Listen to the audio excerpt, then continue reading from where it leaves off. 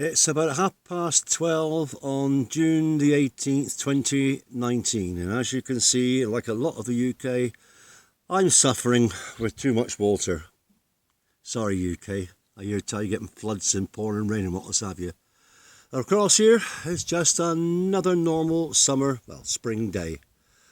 So I'm just gonna let you watch me swim around for a second and hopefully be envious.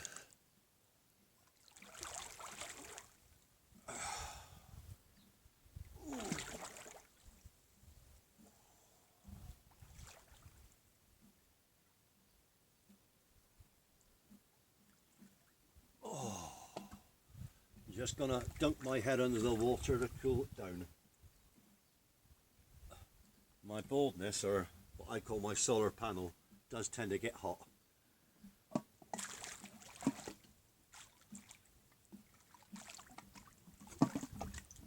Oh, that's better.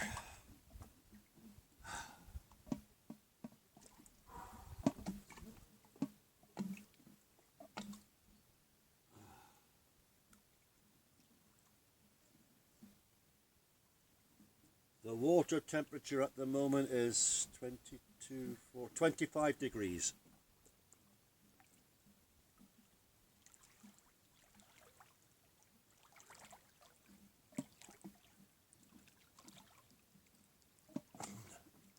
And the outside temperature in the shade is 30, give and take half a degree. But when the sun comes around and goes across to where the shaded thermostat is, it will then rise by 3 or 4 degrees, so it'll probably land up about 34-ish. Anyway, not a lot's been happening since the last time I posted on YouTube. So there's not really that much news that I can impart to you. Over the past 2 or 3 months, quite a few Brit/German Northern European families have actually started to move into the area. A couple of retired couples, but I think 2, not possibly 3, couples with young children, children 10 and below. Because there is work here, especially if you're in any of the building type trades, electric, plumbing, bricklaying, etc. There's always work in those trades. One of the families moved in. He's a retired mechanic. Well, did his 22 years in the army, in the REME, and he's just set up his own garage here. And from what I gather, because obviously him being English, he can actually talk technical to the English people. He's doing a roaring trade. But like I sort of said, people are beginning to move up country, inland. The prices obviously are a lot cheaper. I mean, you can see my house behind me. Now that's actually going on the market. And I'm looking for between 185 and 165,000 euros, which is about, well, if you take the mean average, say 170,000 euros, that's about £150,000, which isn't bad when you sort of think it's 4 bedroom, 4 ensuite, swimming pool, orchard, etc., etc. Try and buy that somewhere in the UK and see how much it's going to cost you. One thing I will tell you, if you are considering, got water.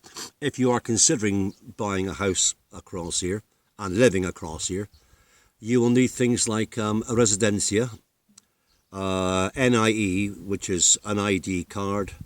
In your local village or town, you will have to go onto the padrone, the electrical register, and then it's sort of fairly straightforward. You get an estate agent and they do all the paperwork. The only sort of difference between here and the UK is, in the UK you can normally buy a house in 6 to 8 weeks. Across here it will probably, from the start to finish, it can take you up to 6 to 8 months It's just the Spanish system is slower than the UK. There's still an awful lot of paperwork that has to be signed and stamped and sealed, presumably to verify that the Spanish actually do something for their money. I don't know. But it is comparatively easy to buy out here. If you're going to start your own business, then like in the UK, you become self-employed. Across here it's called being an autonomo. And you pay the taxes, etc., etc., like in the UK. You pay your insurance stamp like in the UK, and when you retire, you're then on a Spanish pension, which is actually better than the UK pension. Obviously, if you're going to live out here permanently, you'll want to change from the UK national health to the Spanish national health. Again, that can all be done, through a solicitor, etc. So, in the main, it's not that hard to live here permanently. The only hardship, I would say, is this up there. All through the summer, come July and August time, I normally sit in the house under the air conditioning for at least 4 weeks and just come out at night. The same as the Spaniards. You'll find that most towns are absolutely dead until about 9:30 at night. Then all of a sudden, the world explodes. All the cafe bars, the families come out with their children, even the ones in the prams, and they sit in the cool of the evening till, midnight, 1 o'clock, when they go home. Do their work through a day, and then all things starts again. But if you go out during the siesta times, 2 till 4, 2 till 5, doesn't matter really, apart from the big cities, where you go, you'd think it was a ghost town, because everybody stays inside because of the heat. I think that's really all I can sort of tell you for the moment. So I'll carry on suffering out here, and hopefully you're not suffering too much in the UK. And I believe you're going to have a new Prime Minister pretty soon. That'll be interesting. But anyway, I'm out here, so I won't vote from out here. So I will see who you actually elect in the end.